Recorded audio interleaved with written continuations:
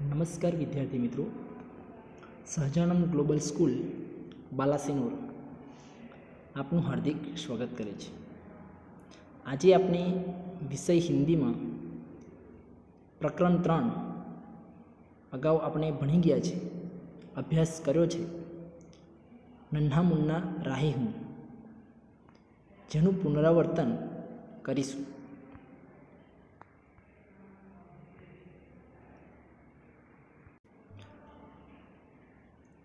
અહીંયા તમને જે પેજ દેખાઈ રહ્યું છે તેમાં सूचना ઉપર લખેલી છે, निम्नलिखित प्रश्नों के उत्तर 1-2 शब्दों में लिखिए. पहला प्रश्न है, राही कैसा है? राही नन्हा मुन्ना है जो दाएं बाएं चलता है. दूसरा प्रश्न है, नन्हा राही रास्ते पर कैसे चलेगा? उसका उत्तर है बिना डरे. नन्हा राही जो बाल सैनिक है वह रास्ते पर बिना डरे चलेगा. तीसरा प्रश्न है, नन्हा राही अपने संग क्या बोलने के लिए कहता है?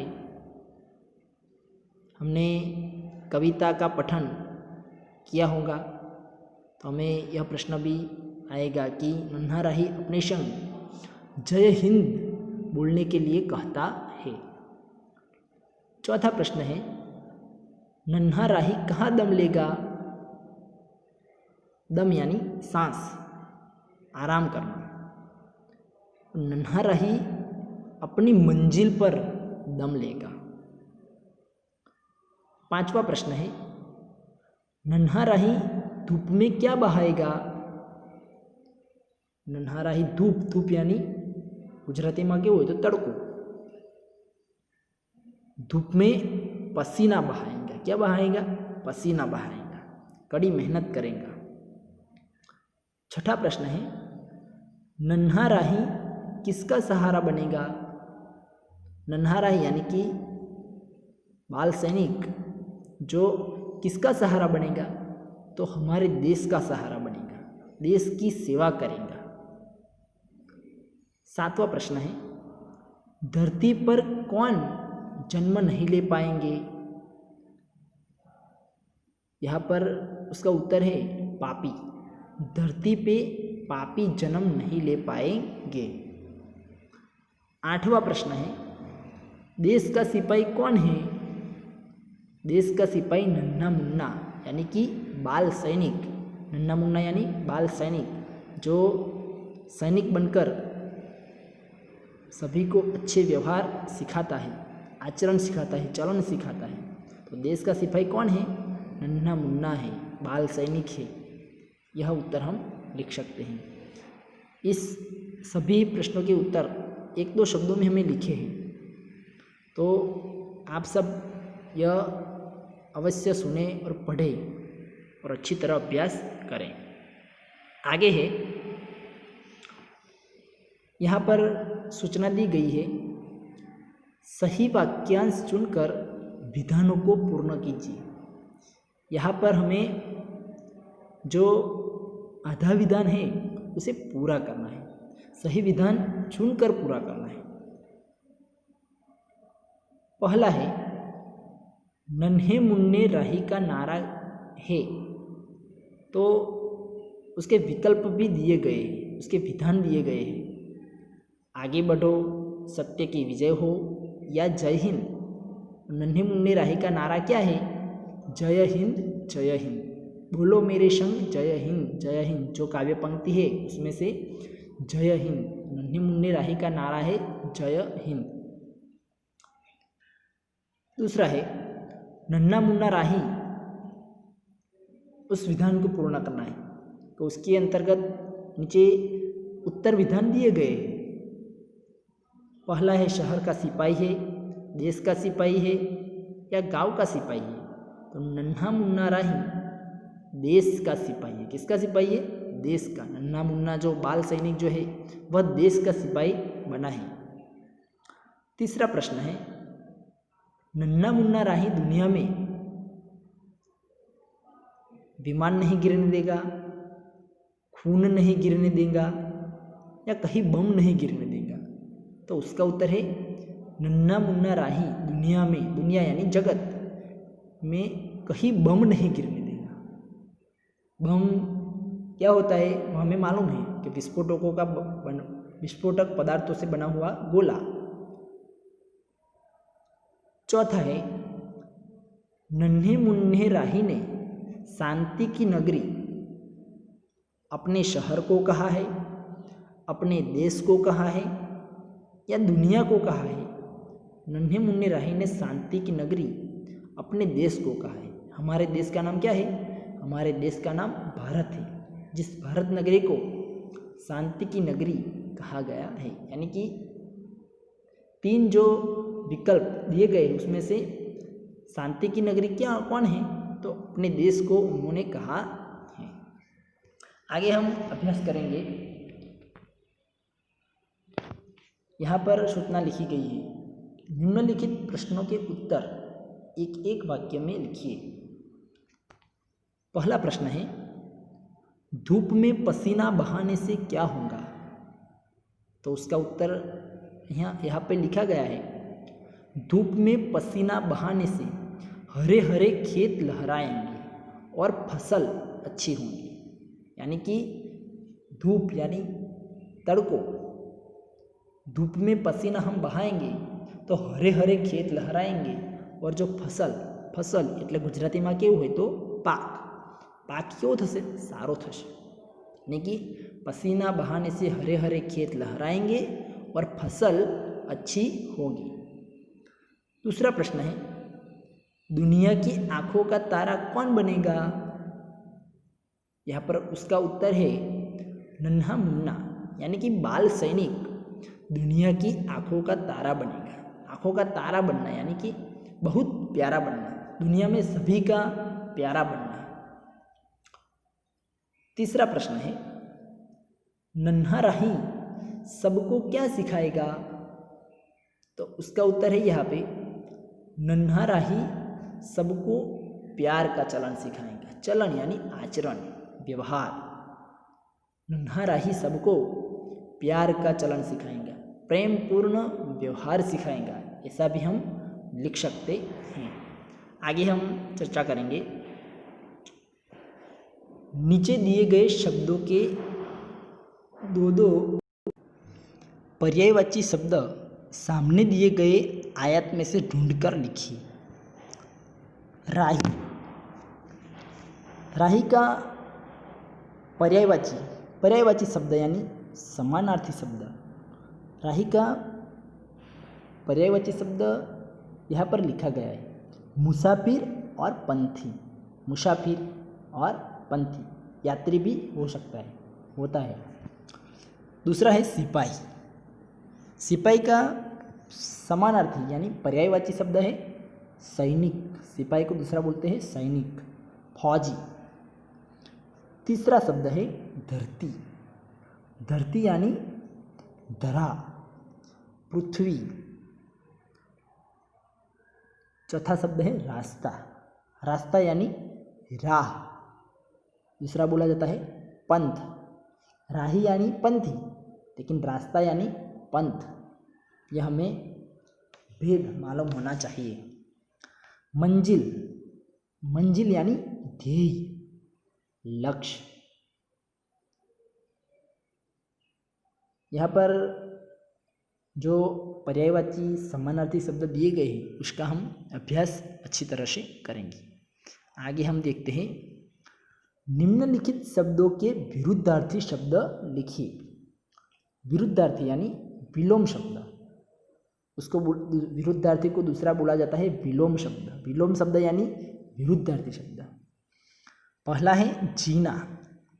जीना उसका विरोधी शब्द है मरना। दूसरा है आगे। आगे का विरोधी शब्द है पीछे।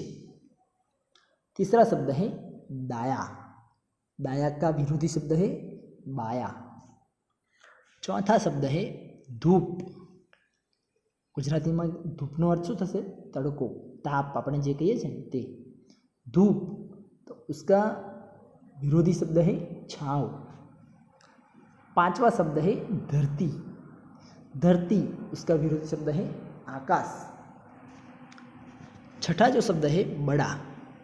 बड़ा का विरोधी शब्द है छोटा. सातवां जो शब्द है ऊंचा. ऊंचा का विरोधी शब्द होगा नीचा. आठवां शब्द है शांति. शांति का विरोधी शब्द विलोम शब्द होगा अशांति. और नौवां जो शब्द है प्यार. तो प्यार का विरोधी शब्द है नफरत. तो यहाँ पर विरोधी शब्द जो है उसका भी हम अभ्यास अच्छी तरह से करेंगे. उसके नीचे सूचना दी गई है, निम्नलिखित मुहावरों का अर्थ लिखकर वाक्य में प्रयोग कीजिए. जो मुहावरा है उसका हमें अर्थ लिखना है और उसके अंतर्गत वाक्य में प्रयोग करना है. मर मर कर जीना यानी कि डर कर जीना. कैसे जीना? डर कर जीना. उसमें नीचे वाक्य लिखा गया है, देशभक्त मर मर कर जीते हैं पर देश की सेवा करते हैं. मर मर कर जीना यानी डर कर जीना. दूसरा अर्थ होता है बहुत कष्ट सहन करते हुए जीना. देशभक्त जो है वह मर मर कर जीते हैं पर देश की सेवा करते हैं. देशभक्त जब जो फौजी है, जो देशभक्त है, वह देश की जो सरहद है, सीमा है, उस पर खड़ा रहता है. यानी कि बहुत ही कष्ट उसे आता है, फिर भी वह मर मर कर जीते हैं और देश की सेवा करते हैं. दूसरा है दम लेना. दम लेना यानी सांस लेना, आराम करना. हम निश्चय कर सकते हैं, मैं सफलता प्राप्त किए बिना दम नहीं लूँगा. यानी कि हमें किसी भी चीज़ की अत्यंत आवश्यकता होती है तब हम निश्चय कर सकते हैं कि मुझे यह चाहिए, मैं इसमें जब तक सफल नहीं होऊंगा तब तक मैं दम नहीं लूँगा. मेरा 5वीं कक्षा में प्रथम नंबर नहीं आएगा तब तक मैं दम नहीं लूँगा. ऐसा भी हम सोच सकते हैं. तीसरा है पसीना बहाना यानी कि कड़ी मेहनत करना. उसका वाक्य है, किसान अनाज पैदा करने के लिए धूप में पसीना बहाता है. जब हम वाक्य लिखेंगे तो उसका जो शब्द जो दिया गया है पसीना बहाना, यही हम वाक्य में लिखेंगे. उसका जो अर्थ है वह हमें लिखना नहीं है. किसान अनाज पैदा करने के लिए धूप में पसीना बहाता है यानी कि किसान कड़ी मेहनत करता है तभी अच्छी फसल पैदा होती है. चौथा है आँखों का तारा. आँखों का तारा यानी बहुत प्यारा होना. उसका वाक्य है, हर एक बच्चा अपनी माँ की आँखों का तारा होता है. कोई भी बच्चा होता है तो उसकी माँ को बहुत प्यारा होता है, बहुत उसकी माँ उसे बहुत चाहती है. सभी जो बच्चे हैं वह अपनी माँ के आँखों के तारे होते हैं. आगे हम देखते हैं, यहाँ पर सूचना लिखी गई है, निम्नलिखित वाक्यों का गुजराती में अनुवाद कीजिए. गुजराती में अनुवाद यानी मातृभाषा में अनुवाद. हमारी मातृभाषा कौन सी है? गुजराती. पहला है, मैं बड़ा होकर देश का सहारा बनूंगा. એનું ગુજરાતી થશે, હું મોટો થઈ દેશનો આધાર બનીશ. એવું પણ લખી શકાય કે દેશનો સહારો બનીશ. दूसरा है, यहाँ हरे हरे खेत लहराएंगे. એનું ગુજરાતી શું થશે? અહીં લીલા ખેતરો લહેરાશે. यहाँ એટલે અહીં. हरे हरे हरा એટલે લીલો कलर. खेतरों लहराएंगे तो लहराशे. तीसरा है मैं दुनिया की आँखों का तारा बनूंगा. मैं એટલે હું दुनियाમાં સૌનો प्यारो बनीश. मैं दुनिया की आँखों का तारा बनूंगा, यानी कि हूँ दुनिया में सौनो प्यारो बनीश. चौथा है मेरा देश शांति की नगरी. एनु गुजराती शुं थशे? मारो देश शांतिनी नगरी छे. पांचवा है मैं सबको प्यार का चलन सिखाऊंगा. हूँ बधाने प्रेमपूर्ण व्यवहार શીખવાડીશ. હું બધાને પ્રેમપૂર્ણ વ્યવહાર શીખવાડીશ. આના સિવાય પણ ગુજરાતી અનુવાદ ચોપડીની અંદર આપેલો છે. શું બોલો ને, એનો અભ્યાસ આપણે કરીશું. નોટબુકમાં પણ તમે લખ્યું હશે તેનો પણ આપણે અભ્યાસ કરીશું અને તૈયારી કરીશું.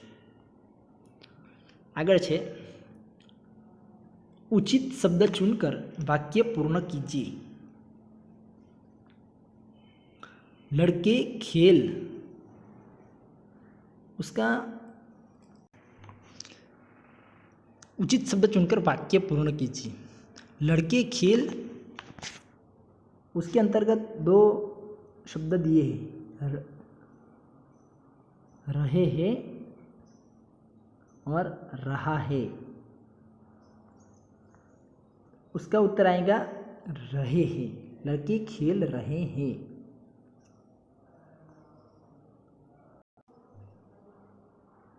दूसरा है खाली जगह क्रिकेट खेलता हूँ.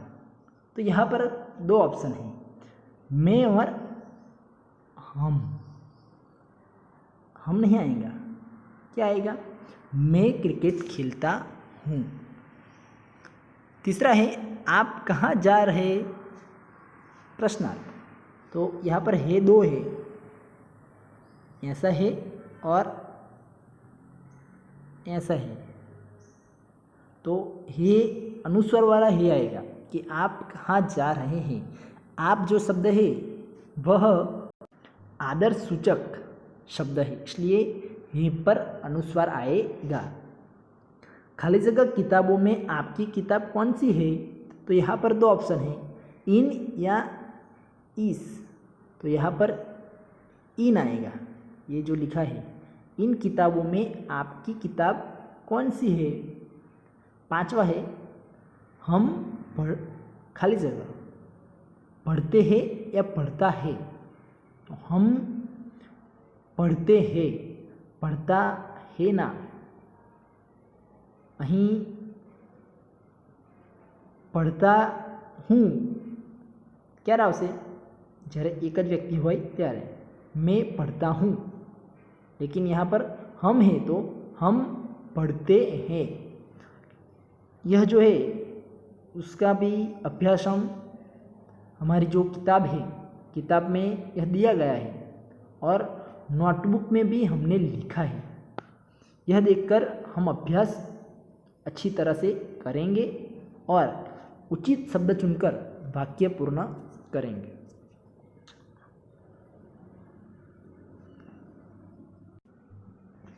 सभी छात्र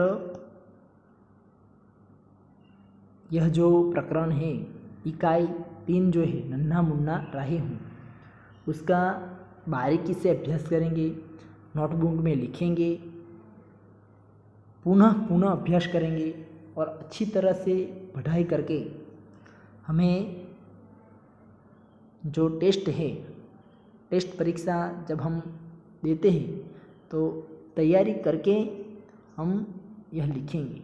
सभी छात्रों को धन्यवाद. अस्तु.